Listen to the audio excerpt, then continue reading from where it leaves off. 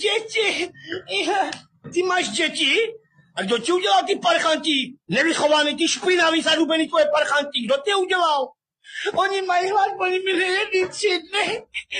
A kam dáváš přídavky, ty mrtko? Na co máš chlapa, který sedí na sedačce a čekáte jenom na složenku, až přijde přídavky? A šum von, lásko, jdeme.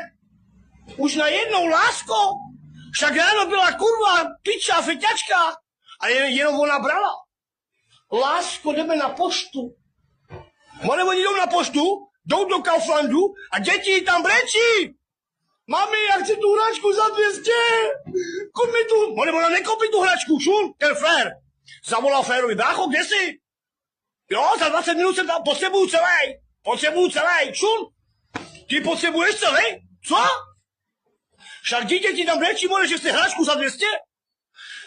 Ty radši dáš za 200 drogy, si koupíš radši za 200? Než aby si koupil svýmu synovi hračku, ne? Takový feťáci byste. No to už není pravda. A něco řekne cigan nebo ciganka. More, ani mu to nekupuj. Doma má hodně toho, šun. Jdeš domů, panenka jenom trup. Ruce nemá, nohy nemá.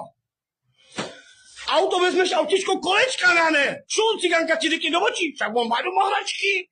Však on má úplně nový, on si s tím nehraje, kluk, hej. Co? Jaký hračky má nový, ukaž mi je. Však rozbitý kola. Panenku, barbíku, majšu. Ona si s ní ráda hraje, more, barbíka, ruce nemá, ani nohy, jenom trup. Brácho, jenom trup. A holka tam brečí. Já chci panenku. Panenka 169 korun. Cigánka řekne, ne.